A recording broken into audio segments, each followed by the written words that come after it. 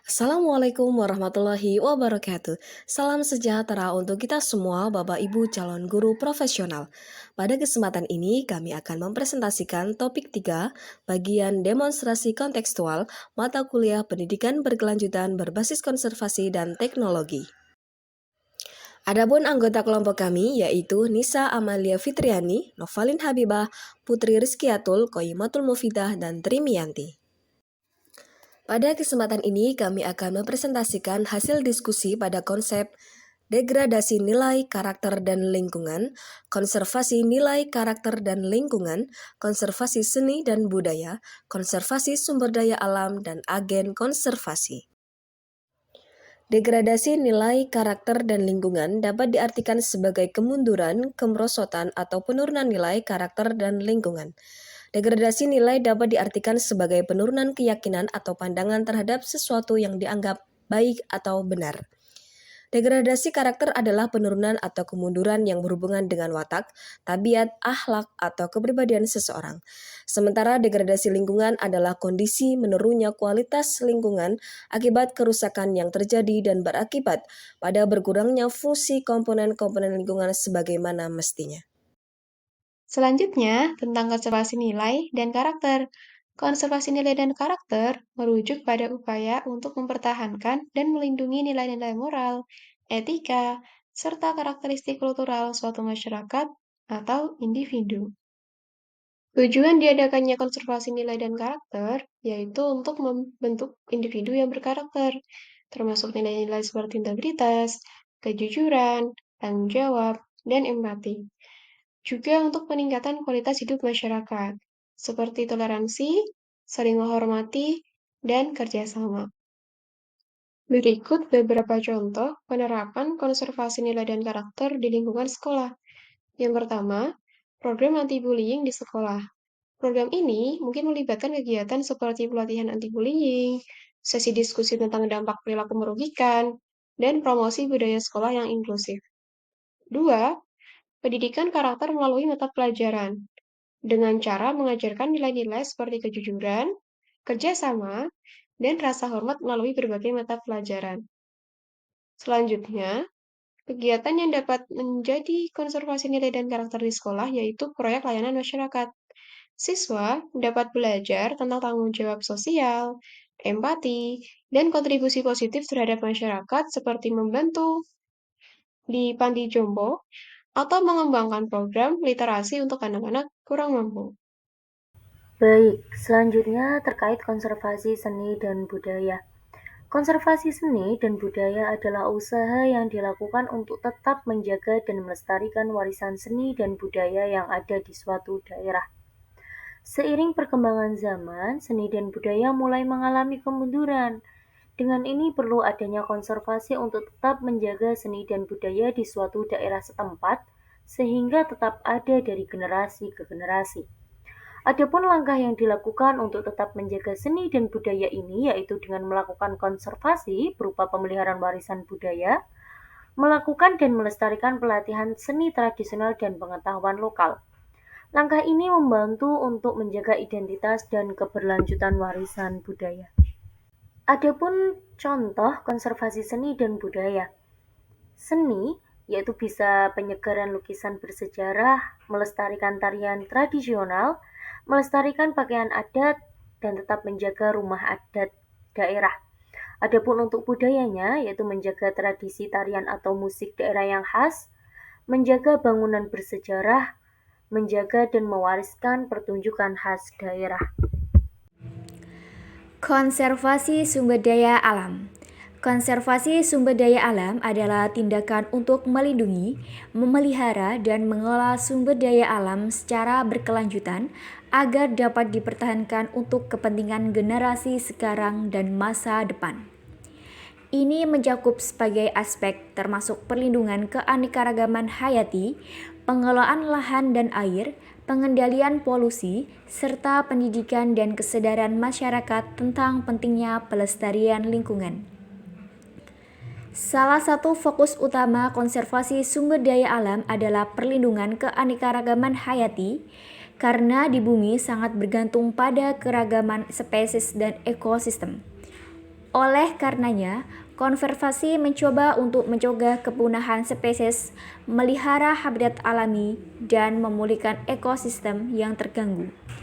Ini melibatkan pembentukan dan pengelolaan taman-taman nasional seperti cagar alam dan wilayah konservasi lainnya, serta program-program untuk melindungi spesies terancam punah dan pengendalian spesies invasif yang dapat mengganggu ekosistem. Tujuan adanya konservasi sumber daya alam, yaitu untuk memastikan kelangsungan hidup dan kesejahteraan generasi sekarang dan masa depan.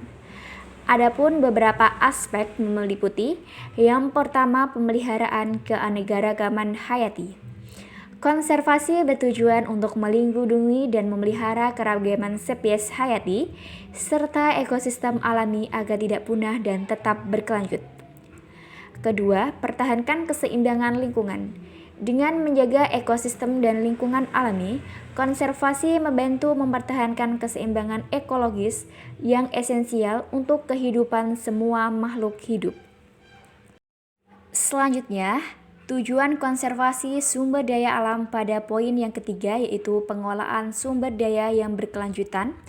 Tujuan ini bertujuan untuk mengolah sumber daya alam seperti air, tanah, hutan, dan energi secara bijaksana agar dimanfaatkan secara berkelanjutan tanpa merusak lingkungan. Tujuan yang keempat adalah pencegahan kerusakan lingkungan.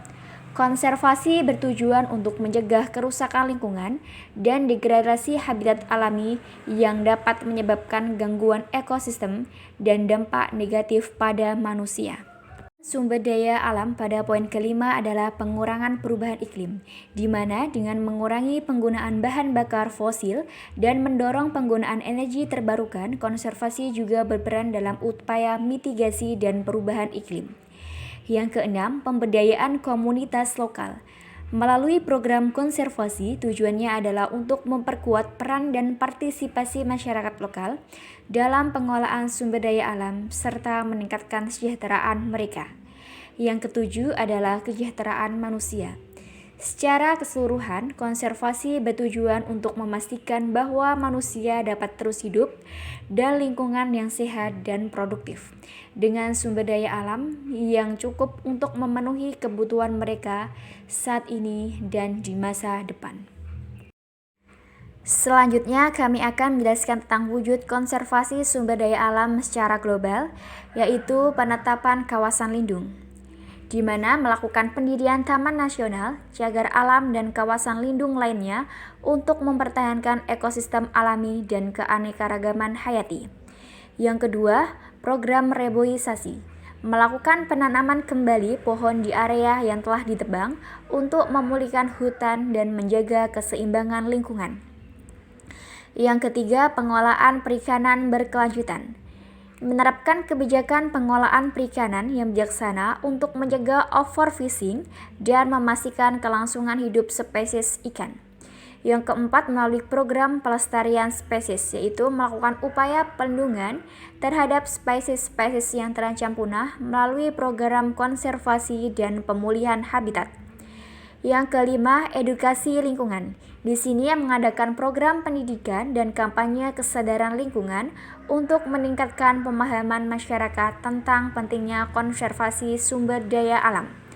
Yang keenam, penggunaan energi terbarukan, dengan cara mengadopsi sumber energi terbarukan seperti tenaga surya, tenaga angin, dan energi hidroelektrik untuk mengurangi ketergantungan pada bahan bakar fosil dan mengurangi emisi gas rumah kaca. Agen konservasi. Agen konservasi adalah seseorang yang telah disiapkan untuk meneruskan upaya menjaga kelestarian alam yang memiliki pengetahuan, kemampuan, serta kesadaran mengenai konservasi sumber daya dan mampu untuk menyebarluaskannya kepada masyarakat. Agen konservasi seperti pemerintah, organisasi pecinta alam, dan masyarakat sipil memiliki peran dalam merancang dan menjalankan program konservasi. Sebagai mahasiswa, kita dapat memberikan peran menjadi agen konservasi dengan mengedukasi orang lain, melaksanakan secara langsung, dan juga memberikan informasi tentang konservasi baik secara langsung ataupun dengan media sosial. Contoh agen konservasi adalah pemerintah yang menerapkan kebijakan lingkungan dan mengawasi penegakan hukum terhadap aktivitas yang merusak lingkungan. Peran dari mahasiswa juga dapat memperluas konsep konservasi kepada masyarakat ketika kegiatan KKN, mengajar, atau dengan memasukkan konsep konservasi dalam kehidupan sehari-hari. Profil agen konservasi. Beberapa profil agen konservasi antara lain pendidikan dan keterampilan, keterlibatan dalam lapangan, keterampilan komunikasi, manajemen proyek, kerjasama tim, serta komitmen terhadap nilai-nilai konservasi. Pendidikan dan keterampilan. Seorang agen konservasi biasanya memiliki latar belakang pendidikan yang kuat dalam ilmu lingkungan, biologi, konservasi, atau bidang terkait lainnya. Kemudian keterlibatan dalam lapangan. Sebagian besar waktu agen konservasi dihabiskan di lapangan, melakukan survei, pengawasan, dan intervensi langsung untuk melindungi spesies dan habitat yang rentan. Keterampilan komunikasi. Agen konservasi harus memiliki kemampuan berkomunikasi dengan berbagai pemangku kepentingan, termasuk masyarakat lokal, pemerintah daerah, organisasi, dan bisnis lokal. Manajemen proyek. Agen konservasi terlibat dalam merencanakan, melaksanakan, dan memantau proyek-proyek konservasi. Hal ini mencakup manajemen anggaran, pemantauan kemajuan, dan pelaporan. Kemudian kerjasama tim. Agen konservasi harus dapat bekerja sama dengan baik dalam tim, baik dengan sesama profesional konservasi maupun dengan masyarakat lokal. Komitmen terhadap nilai-nilai konservasi. Agen konservasi harus memiliki komitmen yang kuat terhadap pelestarian alam dan keberlanjutan lingkungan, serta memiliki keinginan untuk melindungi keanekaragaman hayati bumi dan mewariskannya kepada generasi mendatang. Demikian penjelasan mengenai demonstrasi kontekstual pendidikan berkelanjutan berbasis konservasi dan teknologi pada topik 3. Semoga bermanfaat.